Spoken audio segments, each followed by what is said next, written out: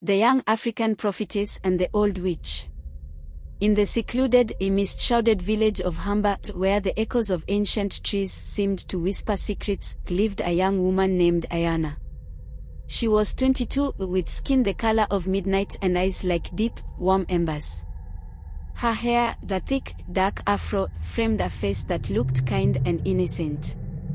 Around her neck, wrists, and ankles, she wore strands of colorful African beads, a connection to her heritage, her past, and her pride. The villagers regarded Ayana with quiet respect and curiosity. Each day, she worked in Hamba's small clinic, moving through her duties as a cleaner with humility. Her slender figure moved gracefully, dusting the shelves and sweeping the wooden floors of the clinic that doubled as the village's only source of care. It was a modest job, but Ayana performed it with a quiet dignity that suited her well. The villagers greeted her kindly, offering her smiles that carried a hint of weariness. Everyone knew Ayana's family history, the stories that lay tangled in darkness and fear. Ayana was the granddaughter of Sefiu, the oldest and most feared woman in the village. The people whispered that Sefiu was a witch, a woman of great and terrible power who wielded spells and knowledge passed down through generations. Her wisdom in herbs and the power of dark rites was known across the land, and though no one spoke openly against her, they whispered in hushed tones whenever she passed by. Growing up under Sefiu's roof, Ayana felt both nurtured and haunted. Sefiu raised her, feeding her, clothing her, and guiding her, but her presence cast a shadow over every part of Ayana's life. She remembered Sefiu as both protector and something else, something that felt dangerous, almost otherworldly. Ayana's parents had died when she was just a baby, under circumstances that no one ever explained to her in full. All she knew was that her mother and father had passed suddenly and without warning, leaving her alone in the world, left to be raised by Sefiu.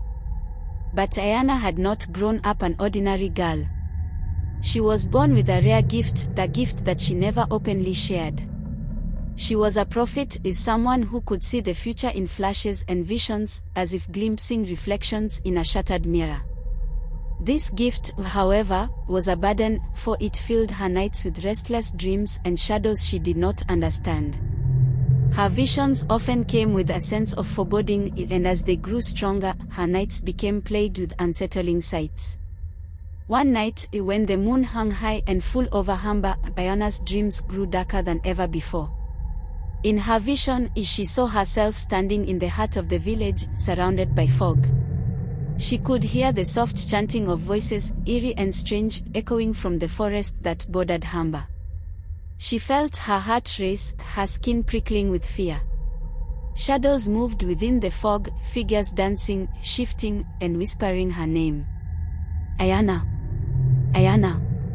As she turned, she saw her grandmother's face appear through the mist, her expression hard and unreadable. Sefiu's eyes were cold, the glint of something cruel and calculating within them. She held a vial in her hand, filled with a dark, bubbling liquid that seemed to pulse with a life of its own. Ayana stepped back, but her feet felt glued to the ground. She was forced to watch as her grandmother tilted the vial, pouring the strange liquid over a small, tightly wrapped bundle. She watched in horror as the bundle writhed and vanished into the soil, swallowed whole by the earth. Sefiu looked up, meeting Ayana's gaze. "Some secrets must be kept buried," Sefiu whispered in a voice that seemed to echo, even in Ayana's waking mind. The dream shifted, and now she was a small child, cradled in her mother's arms. Her mother was smiling, the face Ayana only remembered from faded memories, her warmth filling her with a fleeting sense of love and safety. But then Ayana saw her parents sitting together, drinking from cups that Sefiu had given them. She watched, helpless, as their eyes grew heavy, their bodies slumping forward as if weighed down by an invisible force. And then, the vision ended. Ayana woke with a start, her heart racing, her body drenched in sweat. The horror of what she'd seen haunted her. She knew it had been more than just a dream, it was a vision, the revelation of a dark truth buried in her family's past. Her grandmother had killed her parents, poisoned them in a ritual that bound their spirits to her power. Ayana's days were filled with a quiet torment after that. She moved through her duties at the clinic in a daze, her mind burdened by the terrible secret she now carried. Her heart ached with betrayal, knowing the woman who had raised her, the woman she had called family, was the one responsible for taking her parents away from her. She tried to confront her grandmother, but each time she saw Sefu's calm, piercing gaze, the words caught in her throat. She felt trapped, bound by a bond stronger than love and deeper than fear. But Ayana's gift began to change after the vision. Her prophecies grew stronger, clearer, and she began to see things with a sense of purpose she had never felt before. She began to understand that her power was not merely a burden, but a way to break free from the shadow that had haunted her life. She realized that she could use her gift to confront the darkness, to bring light to the village, and to protect those who could not protect themselves. Days turned into weeks, and Ayana's resolve grew. She watched her grandmother with weary eyes, seeing each of her movements, her spells, and her rituals in a new light. She studied the herbs and charms that Sefu used, learning their power and purpose, storing every piece of knowledge like a weapon. She knew she had to confront her grandmother, but she also knew that she needed to be ready. One night, when the village lay quiet and the air was thick with the scent of night-blooming flowers, Ayana prepared herself. She dressed in her yellow attire, her beads glowing faintly in the dim light, and she walked through the village to her grandmother's hut, her heart steady with resolve. Sefu was waiting for her, sitting by the fire, her face cast in shadows. She looked at Ayana with a knowing smile, as if she had been expecting her all along. "You know, don't you?" Sefu's voice was calm, almost gentle, but her eyes held a gleam of something dangerous.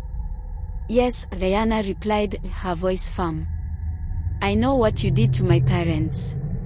Sefu didn't flinch, didn't deny it. She simply looked at Ayana, studying her with a gaze that was both proud and cold. "Your parents were weak," she said, her tone as smooth as silk. "They didn't understand the power we carry in our blood, the sacrifices it demands. But you, Ayana, you have the strength to carry our legacy."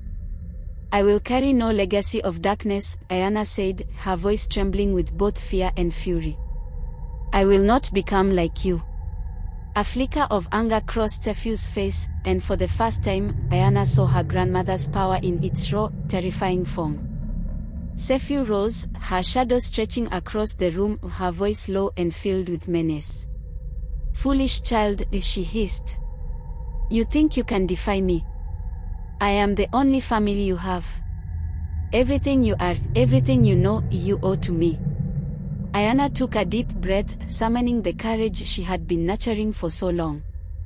"You're wrong. I am not bound to you or your darkness. My gift is mine, and I will use it to protect, not destroy." With those words, Ayana raised her hands, feeling the energy of her ancestors, her parents, flowing through her. She spoke words of light and protection, words that her grandmother had never taught her. The air crackled, and Sefu recoiled, her face twisting with fury. "You are nothing without me." Sefu screamed, her voice shrill with rage. But Ayana stood firm, her voice steady and unwavering. "I am more than you ever taught me to be.